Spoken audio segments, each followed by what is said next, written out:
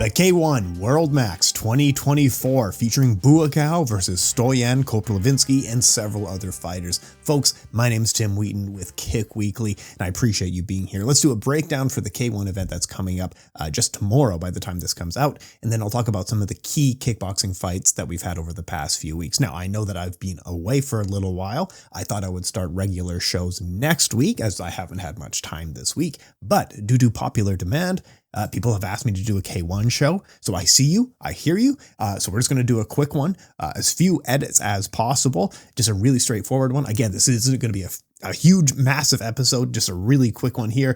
Silvermint, I see you, I hear you, you wanted a K-1 breakdown for the event, you got it, man. Hey, look, folks, appreciate your patience, appreciate you hanging out and waiting for me so much, but first of all, what you need to do is go to the Kickboxing Podcast by Kimball, and he just had a video breakdown on the career of Buakaw, explaining how important this person was for K-1 and K-1 Max, for kickboxing in Japan, for combat sports worldwide, how this man really changed the landscape of combat sports. And I'm going to link it down below. So whether you're watching on Spotify or on YouTube, the link will be down below for Kimball's video. And all of us in the kickboxing world, before we really get into this, we all work very much together, of like the people at Inside Kickboxing, or the people at Vexport, or the people at the Kickboxing Podcast, or Beyond Kick, and all the other major websites. We're all have like a group chat together. So there's not like a ton of media who are on the outside in kickboxing. As soon as someone tries to get into kickboxing media, we very much accept them very quickly. Even like one of the newspaper writers, Lars Van Soest, we were all buds with him. But yeah, all the media people in that space, the Main Event, and all these others who are doing awesome work, we're all buds with each other. Anyway, so make sure to check out Kimball's video with the Kickboxing Podcast, and make sure to check out the Kickboxing Podcast. It looks really good. But again, I don't speak Dutch, so I'm sure it's great. But this one was in English. This was an English-speaking video, so make sure to check that out. K-1 Max World 2024. Folks, it is going down July 7th. This is the resurrection of K-1 Max. It's been more than a decade since the last one. The real, canon events. There were some other K-1 Max tournaments here and there, but they weren't, super official. So we'll leave it at that. You can argue about if that's accurate or not. I don't care. But K-1 Max came around. K-1 Max came around because Japan was struggling to get a champion in the big K-1, the big boys. So they came up with the smaller man tournament, and the first one didn't really work out for them. And then Masato Kobayashi came in and won the next tournament, and it was an awesome deal. And then Buakaw came in, essentially just as an unknown almost, and did an extremely good job in 2004, had a controversial decision at the final in 2005, was able to win it again in 2006. And yeah, he's just absolutely is a combat sports icon and legend in Muay Thai and kickboxing. He really did change the landscape of combat sports for that era. And after that point, he jumped around to different promotions. He did his own stuff. He was a major star in Thailand and fought in stadiums and stuff like that there. Picked up a few Muay Thai titles, picked up a few kickboxing titles here and there as well. But mostly was just kind of collecting names here and there. He would fight in RWS, would fight in Ryzen. This is more recent. Like, he's 42 years old at this point, and he won K-1 Max in 2004, 20 years ago. So, he's not in his physical prime. However, he did just knock out former K-1 Grand Prix champion Minoru Kimura in Ryzen. And that was actually kind of insane. So as much as I want to doubt this guy and say, his age has caught up with him, that's a pretty good win right there. Although the prior fights where, Yasuhiro Kido wasn't amazing.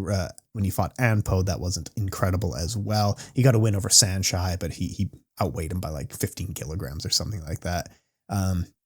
So he's just keeping busy, cashing paychecks. But yeah, so he was the wild card to get into the K-1 Grand Prix. So that spot, they had 14 fighters qualifying earlier this year in March. The winners, 7 of them got carried forward, and then they did a draw, and they all picked opponents. Nobody picked Ouyang Fang, so they set up a wild card to face Ouyang Fang. Ouyang Fang is the K-1 and WLF champion.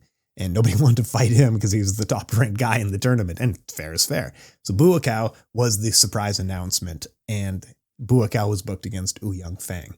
And then Ouyang Feng apparently had a rib injury, so he dropped out, and now instead he's going to fight Stoyan Koprivlenski. And Buakaw, I think that's the second match that he's had canceled this year, because the first one, of course, was the Manny Pacquiao fight. And I bet he's pissed off about that fight falling through, because it was $20 million or something like that. So you can understand why it fell through. Anyway, so he's going to go fight in K1 for like 200,000 or something like that.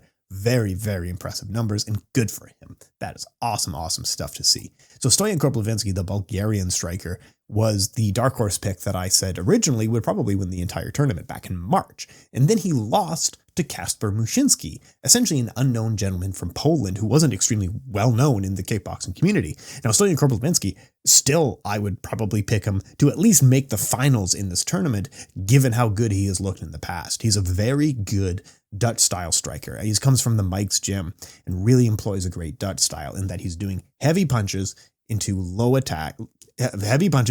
kick attacks, and then he covers up, and he's always aggressive. He's always forward. And he's had extremely challenging and close and contentious fights against the top people in that division. So he had a split decision loss to Tijani Beztadi over 5 rounds, and it was a great fight, one of the best fights of that year. He then had a 3-round loss against the shootboxing and Rise champion Kaito Ono. And again, it's a split decision loss. Like, he couldn't have been that much closer. He then avenged a prior loss he had to Soren Kaliniak, and then he went in the K1 Max, and I was saying that it would probably be Stoyan Koprivlenski versus Ouyang Feng in the final. And then he loses to Kacper Muszyński.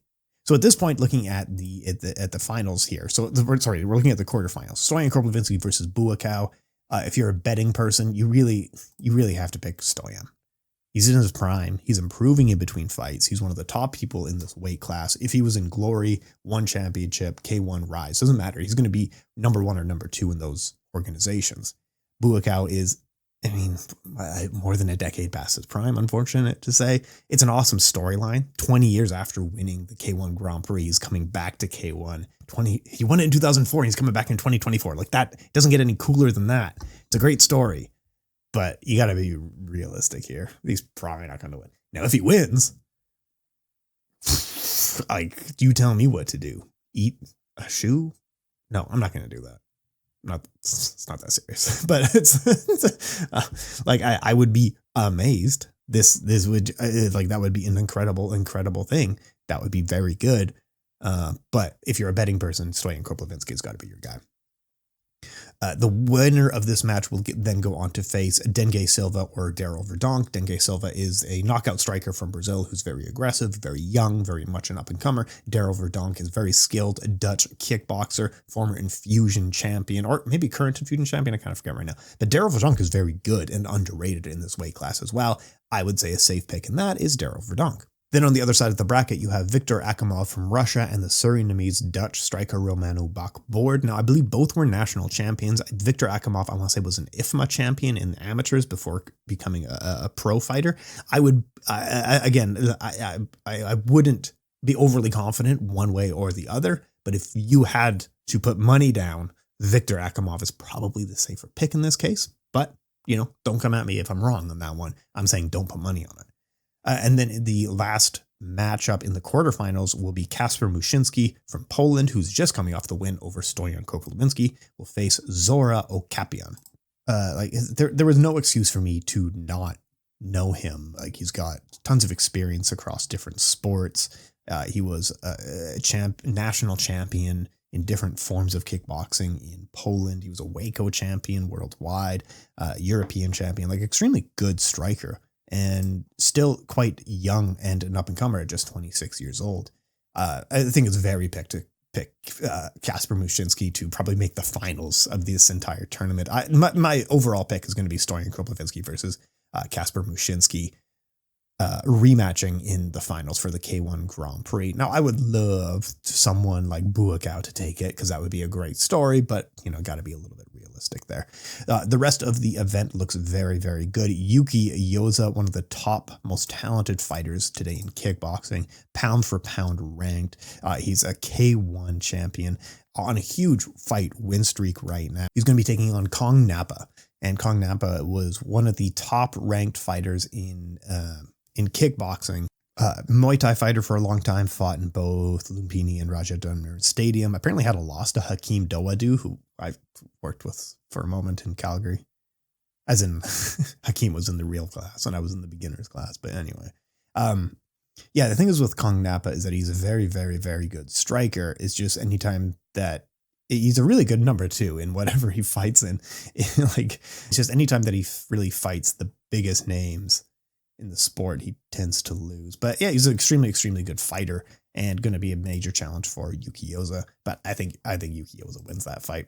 You have Akihiro Kaneko going to be fighting Kan Meng Hong. Akihiro Kaneko, Big Frog, he's just so exciting. He's such an exciting fighter. But yeah, I think that's an easy win for Akihiro and right there. Masashi Kimura, again, a major action-packed, exciting fighter just coming off the trilogy against Akihiro Kaneko.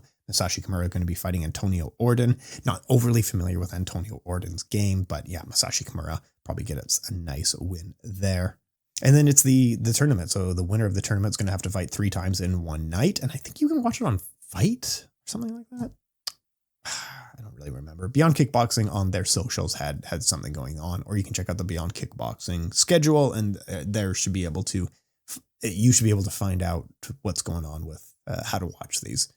But yeah, it's going to be a really exciting one. Okay, let's get to some other kickboxing that's happened over the past few weeks. Just a few items that I wanted to cover off. Some of the key fights that were quite exciting. Bahram Rajabzadeh versus Stefan Latescu was just announced. Great, really exciting matchup. Excited for that one. It's going to be the main event at Glory in 94, which is scheduled for August 31 and in Antwerp, Belgium. And yeah, it's going to be an action-packed fight. I love that fight. That's a super good one. I'm going to bet you it's number 1 contender, but you also have Tariq Kababez there. Donegi Abina, the champion, wants a little time away.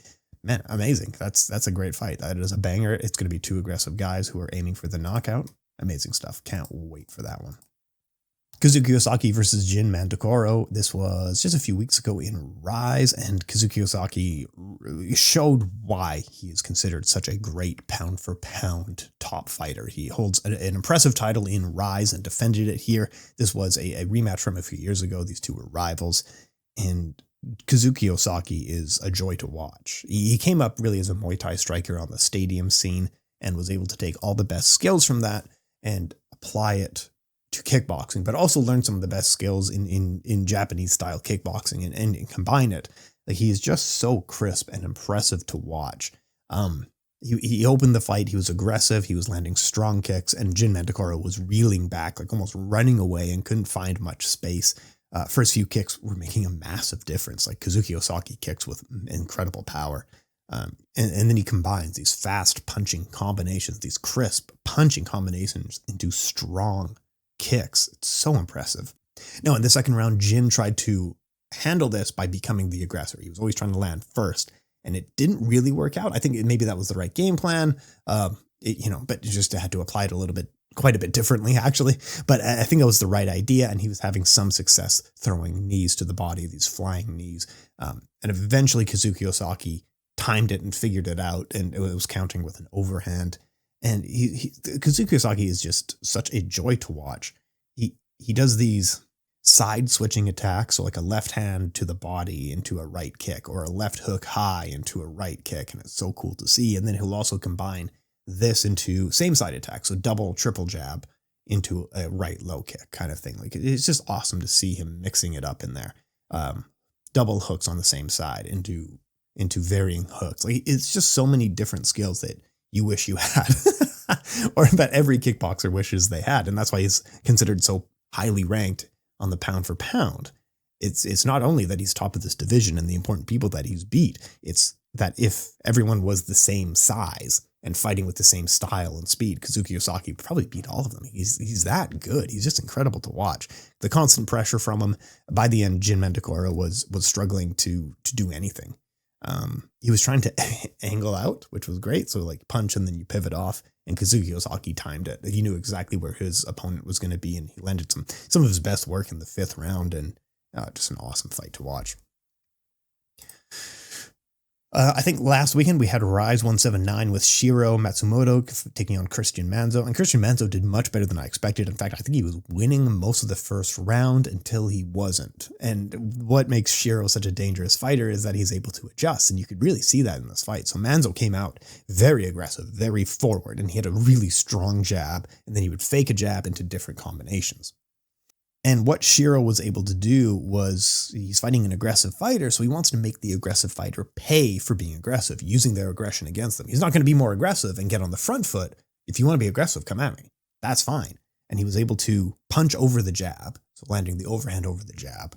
He had this rear straight punch that was like a lightning bolt, and he was landing it every time. His opponent would come in, try the jab, and he would do under it. He would duck and do body punches, combining it into low kicks. He was grabbing his opponent's kick or countering off of the kick really effectively. He was able to time a straight kick at the same time as his opponent. So his opponent's best work was the jab. And by the end, that jab was working against him because of how effective Shiro was fighting, how intelligent Shiro was fighting. One thing that I also noted was that Christian Manzo wasn't immediately taking his head back when trying to throw punching combinations. So it was very obvious what he was trying to do. So it was either a jab, and he was really quick in and out, and it was a good jab, or he would jab and then hang out because he was getting ready for punching combinations. Shiro was able to really counter that. Anytime that Christian left his head in the pocket, just awesome. Landed it so strongly. So yeah, Shiro Matsumoto, really impressive fight, really impressive win. And again, just a joy to watch. It was a great fight. Yeah, Rise, two different events, but always has some of the best, most talented stuff going on. And it's almost immediately available on YouTube, or you can watch it on Abema for free. Just great fighters there. And Jonathan Di Bella loses to Prajanchai with the vacant title on the line. Jonathan Di Bella was the prior champion with some really impressive wins, and then missed on the scales, so they took the title off of him, but then he couldn't fight, so they set up the rematch for the vacant title. It was a close fight. It was a contentious decision. I wouldn't say it's a huge robbery, because it was quite a close fight, to be honest with you. It was a very close fight. So, you know, I originally, when I watched it, I had Jonathan Di Bella winning rounds 1 through 3, and then on the rewatch, I saw the same thing. But it was a very, very close fight, so I'm not going to complain that the judges got it wrong. It was a close fight. The fast punching attacks from Jonathan Di Bella were solid early on. Just awesome to see this guy's punches. Like, he's got professional boxing experience, and it shows. It's just like his punches that you can set a watch to. Just bam, bam. Oh, it's so good. Double jab into the cross or the 1-2. It's beautiful, beautiful work to see. He also has this jab into low kick. That was such an effective combination. Absolutely love to see it. This guy is a crisp striker. And then Prajanchai was able to adjust to this kind of attacking. So your opponent is a really ranged striker, and Jonathan Di Bella is a very ranged striker. He wants you on the end of his punches or the end of his kicks. So Prajanchai was trying to close the distance, and he got in trouble for clinching a couple times. You know, it happens.